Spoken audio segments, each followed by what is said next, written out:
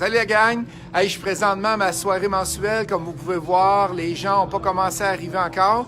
On attend de 300 à 400 personnes ce soir. Fait que s'il y en a qui sont intéressés, qui sont pas loin de Montréal, ça débute à 19h. On a des témoignages d'investisseurs ce soir. On va parler du marché immobilier et on va parler du chalet locatif Airbnb aussi ce soir. Fait que manquez pas ça. C'est à 19h à l'Hôtel Universel au 5000 rue Sherbrooke-Est à Montréal. Qu'est-ce que je fais ce soir? C'est que je réponds à vos questions, mais j'en profite parce que j'ai plusieurs membres corporatifs qui sont ici avec moi ce soir. Et au lieu que ce soit moi qui réponde aux questions, savez-vous quoi? On va aller chercher les experts. On va commencer. J'ai une question qui m'a été posée sur la RBQ avec le multilogement. Comment ça fonctionne exactement? J'ai-il besoin de carte de compétences ou pas? Bien, je m'en vais voir GSC qui donne la formation avec Kathleen.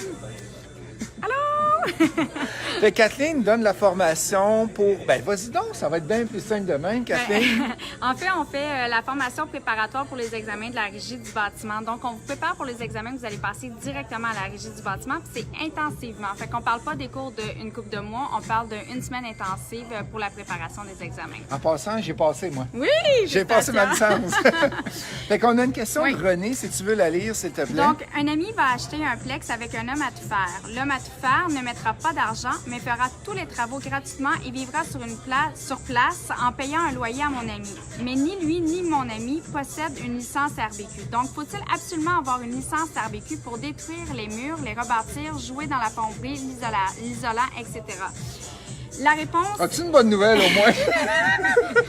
Bien, en partant, toute personne qui offre des travaux de rénovation, qui soumissionne pour des travaux de rénovation en étant payé, ça prend une licence RBQ. Donc, j'ai tendance à dire qu'un homme à tout faire doit avoir une licence RBQ pour commencer.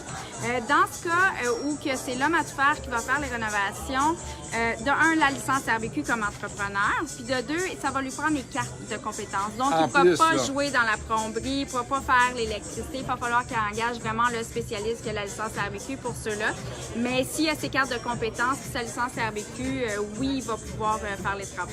OK. Fait qu'avec ça, mais une carte de licence, ça veut dire qu'il faut être le plombier, il faut être l'électricien, il faut être la menuiserie. Oui. C'est quasiment impossible d'avoir ça dans une personne. Non, hein? exactement. Parce que le plombier, il va faire partie de la Corporation des maîtres plombiers du Québec, l'électricien de la Corporation des électriciens. Fait qu'autrement dit, il faut avoir une bonne équipe autour de toi. Exactement. C'est quelqu'un qui détient un plex, qui veut gérer ses travaux lui-même dans le plex, ça prend la licence RBQ. Soit constructeur propriétaire ou sinon la licence Mais si c'est changer un robinet, tu n'as pas besoin de licence RBQ, tu t'appelles le plombier. Oui, exactement. Le robinet, là, mais le plombier va détenir sa licence RBQ. Oui, ça c'est correct. Oui, c'est ça. il faut mais l'avoir. oui, l'homme à tout faire ne peut pas faire lui-même les travaux dans le plex. Désolé, René. OK. Excellent. Est-ce qu'on a eu des questions qui sont rentrées? Non, on n'a pas eu de questions. Mais merci beaucoup. Bien, ça fait plaisir. Merci, bonne soirée. Merci.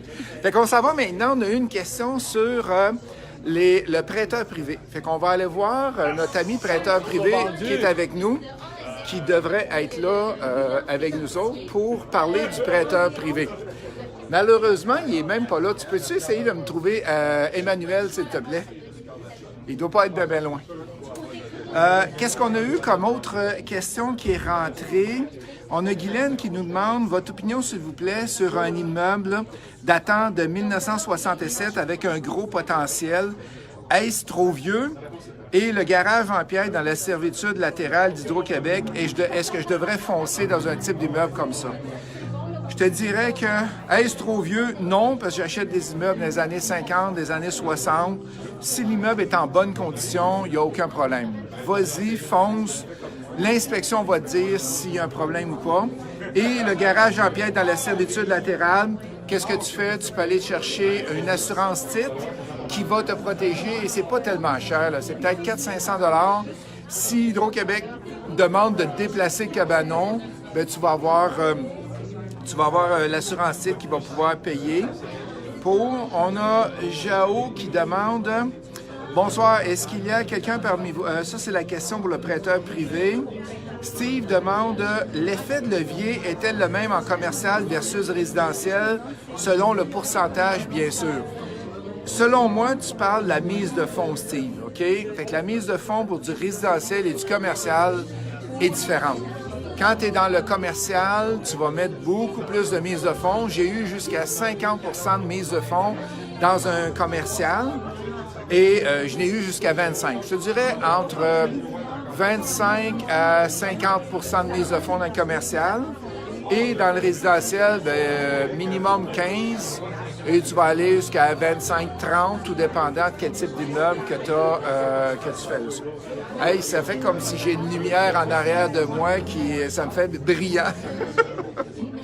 Karine, bonjour, j'aimerais savoir si... non, Hugo. J'aimerais savoir si à l'achat d'un plex, je puis changer les règlements d'un bail qui est déjà signé par l'ancien proprio. Exemple, pas d'animaux. Il faut que j'attende au renouvellement du bail. Puis tu as deux choix. Tu peux aller voir la personne, ça te dit oui, tu changes le bail, il n'y a aucun problème. Sinon, il faut t'attendre au renouvellement du bail pour changer le bail. Tu n'as pas le choix.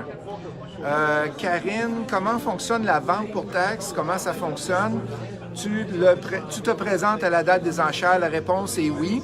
Comment tu bides? Bien, ils vont partir avec un certain prix. Par exemple, si ça se vend 50 000, ils doivent 50 000 de taxes. Ils vont partir avec un certain montant.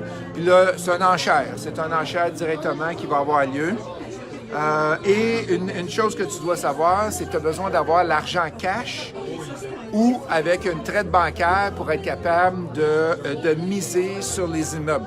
Si tu n'as pas le cas, fait que là, tu mises sur les immeubles, tu dis, OK, je paye 35 000, tu t'en vas dans un petit local en arrière, puis là, ils vont vérifier, as-tu réellement 35 000? Si oui, c'est vendu, sinon, c'est remis en vente, étant donné qu'il te manque de l'argent.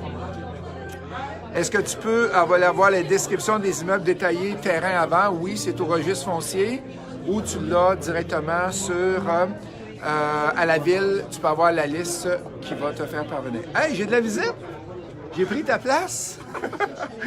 Fait que je suis avec maintenant Emmanuel, on a une question qui nous a été qui est rentrée de Jao. Assis-toi à côté de moi parce que la caméra est passée large. C'est bon, c'est bon. Désolé, mais il faut qu'on se colle. OK? C'est qu'on y va comme ça. Attends un petit peu, on va se mettre un petit peu plus loin, comme ça. Excellent. La question est, bonsoir, est-ce qu'il y a quelqu'un parmi vous qui a acheté un triplex ou un autre avec un prêteur privé? Si oui, est-ce que ça exige une mise de fonds? Merci pour vos réponses. Fait que vas-y avec la réponse. C'est une question que je reçois souvent. Est-ce qu'il faut mettre une mise de fonds? Ça dépend. OK? Ça dépend. Moi, ce qui est important au niveau du privé, c'est que le client soit engagé dans le deal. Okay? Alors, il peut mettre... en général, mes critères, c'est on vous finance jusqu'à 80% de la propriété sujet. Mais si on a une autre propriété à mettre en garantie, on pourrait aller jusqu'à 100%. Oh, wow! Oui. OK. Ouais.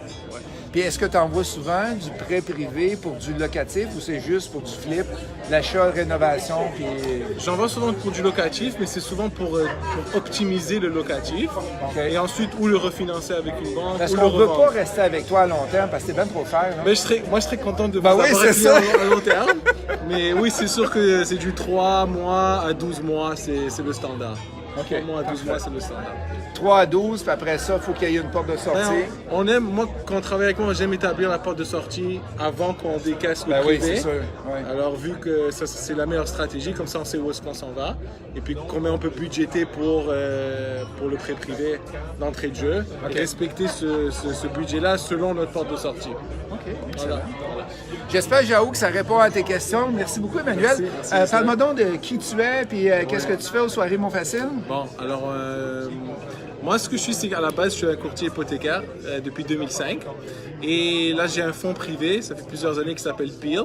Donc, j'assiste les gens à financer leurs projets d'investissement, que ce soit par le biais d'hypothèques traditionnelles, du privé ou une combinaison des deux.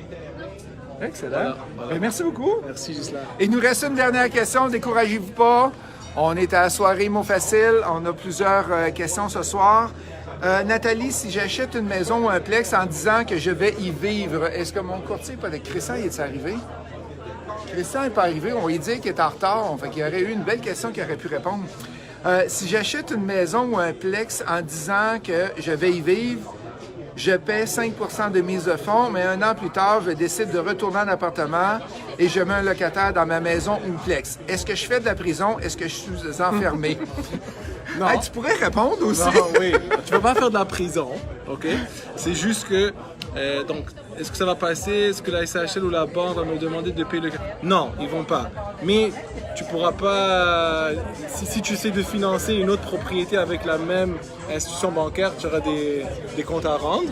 Et on va pas t'emprisonner tant que tu payes ton hypothèque à temps, puis tu es un bon payeur. Voilà. As-tu déjà vu de l'emprisonnement? On veut vraiment entendu Non, parler de ça. non. Et je crois que même des gens qui ont fait des gens beaucoup plus pires que ça, ils sont pas allés en prison non plus. OK, bon, ça va.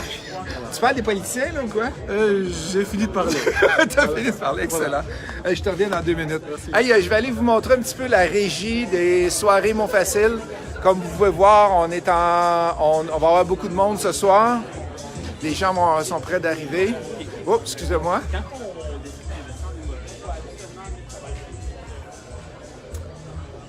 Fait que je vous montre ce soir des espaces cachés qu'il n'y a pas grand monde qui voit.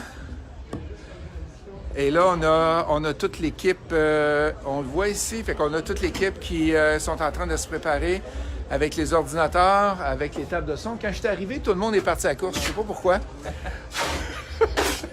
Fait que c'est notre soirée, fait qu'on vous attend en grand nombre, manquez pas ça.